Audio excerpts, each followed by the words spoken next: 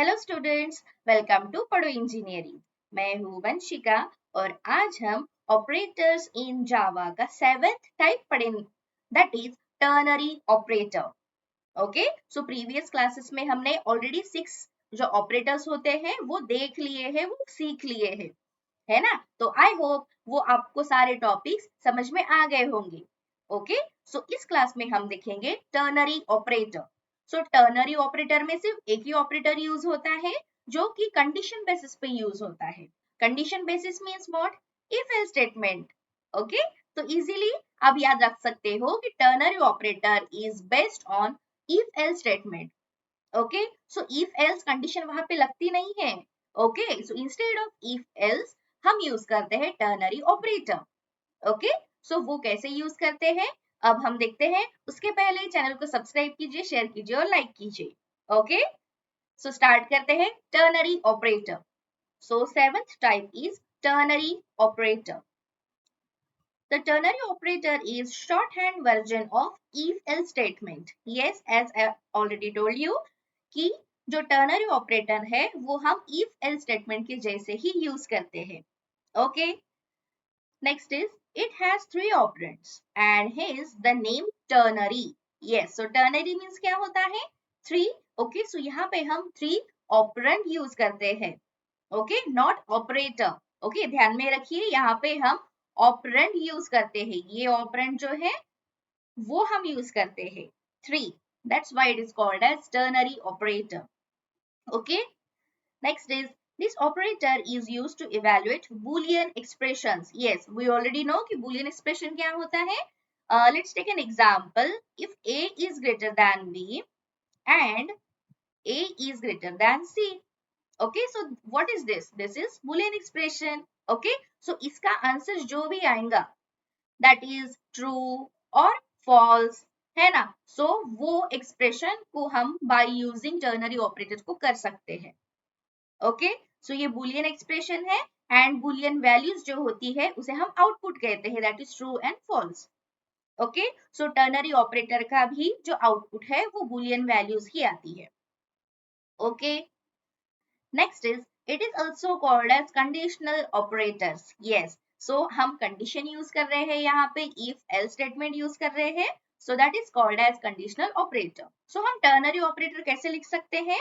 Variable x, then expression, okay यहाँ पे आप कंडीशन लिख सकते हो, then question mark sign, okay, and value if true. अगर ये कंडीशन आपकी ट्रू होती है then you will get a result this one. Okay, and next colon हमें लगाना है फिर, एंड वैल्यू इफ फॉल्स। अगर आपकी कंडीशन फॉल्स होती है then you will get a result this one. Okay, समझ में आ रहा है? Let's take an example. Okay, so यहाँ पे हम एक्सप्रेशन लिखते हैं, जैसे कि यहाँ पे वेरिएबल मैं x ही ले रही हूँ। ओके, सो एक्सप्रेशन यहाँ पे a is greater than b. Okay, so if a is greater than b, then क्या प्रिंट होना चाहिए? अगर मेरी कंडीशन ट्रू है, suppose a is equal to 10 and b is equal to 5. Okay, so if a is greater than b, then क्या print होना चाहिए? yes. Okay, otherwise अगर फॉल्स कंडीशन होती है so no. Okay, so this is called as ternary operator. समझ में आ रहा है? सो ये हम ऐसे कंडीशन लिख सकते हैं। ओके, सो यहाँ पे देखिए ये ऑपरेटर यूज होता है, यहाँ पे टर्नरी ऑपरेटर में सिर्फ एक ही ऑपरेटर यूज होता है। ओके, सो फर्स्ट कंडीशन हम लिखेंगे, उसके बाद क्वेश्चन मार्क यूज करेंगे एंड क्वेश्चन मार्क के बाद एक स्टेटमेंट लिखेंगे अगर इफ कंडीशन ट्रू होती है तो।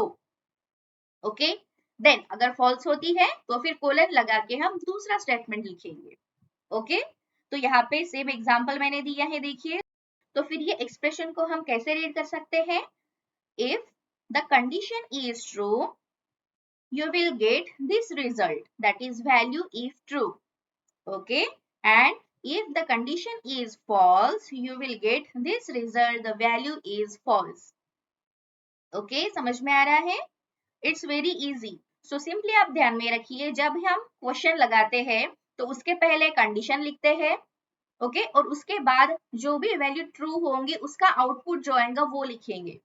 ओके एंड जब कोलन लगाएंगे तो उसके बाद हम एल्स वाला पार्ट लिखेंगे, दैट इज जो भी वैल्यू फॉल्स आएंगी वो हम लिखेंगे।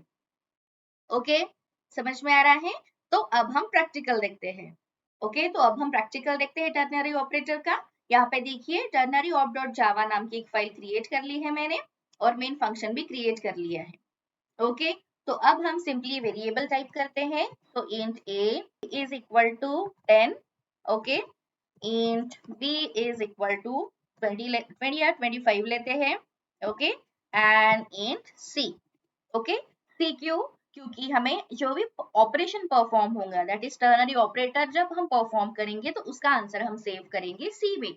सी में ही ऑपरेशन परफॉर्म करते हैं टर्नरी ऑपरेटर का। Okay so C is equal to condition लिखते हैं if A is greater than B. Okay यहाँ पे देखिए ए की वैल्यू 10 है एंड बी की वैल्यू 25 है। ओके सो ए ग्रेटर देन बी से नहीं हो सकता है। ओके सो फिर भी हमने कंडीशन लिखी है a is greater then b, okay question mark. अगर ये कंडीशन ट्रू होती है, बट ट्रू तो हो नहीं सकती है ना, तो फिर भी हमने लिखा है अगर ये कंडीशन ट्रू होती है तो हम प्रिंट करेंगे b। क्यों? क्योंकि b तो मैक्सिमम वैल्यू है ना, तो ट्रू कंडीशन में फिर हम b प्रिंट करेंगे और फिर एल्स पार्ट में हम क्या प्रिंट करेंगे, सिंपली a को। समझ में आ रहा है? ओके और एल्स आउट लिखते हैं हम, इसमें क्या लिखेंगे, the greater number is, okay यहाँ पे हम सिंपली सी को प्रिंट कर देते हैं। समझ में आ रहा है? ओके सो पहले हम रन करके देखते हैं।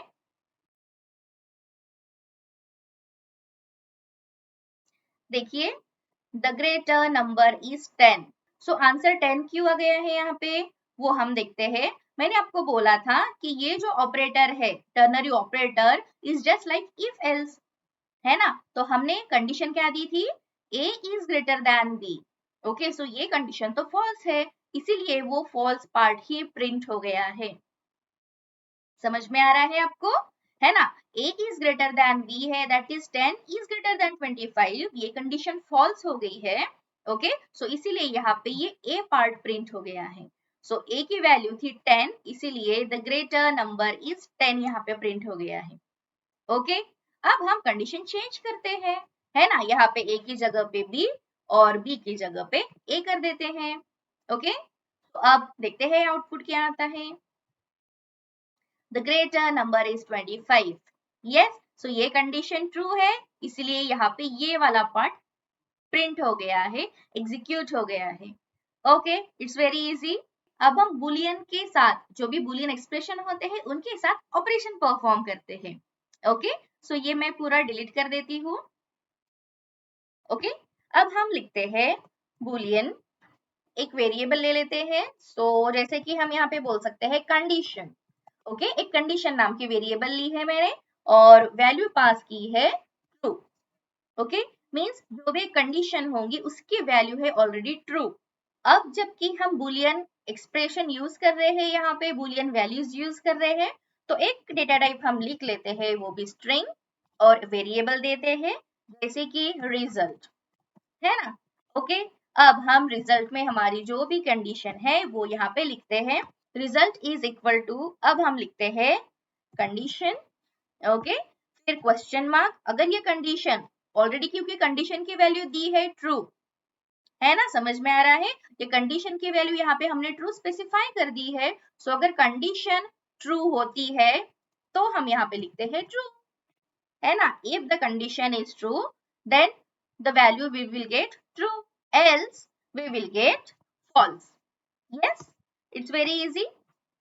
अगर आपको कंफ्यूजन हो रहा है तो ये हम सिर्फ कन लिखते हैं, ओके CON ही यहाँ पे कर देते हैं, ओके और सिंपली एस आउट कर देते हैं और उसमें लिखते हैं द वैल्यू इज, और यहाँ पे सिंपली रिजल्ट को प्रिंट करेंगे, so plus result.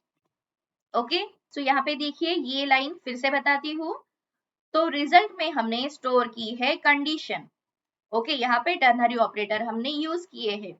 If CON is true, okay because CON की वैल्यू ट्रू है, सो वो प्रिंट होंगी ट्रू।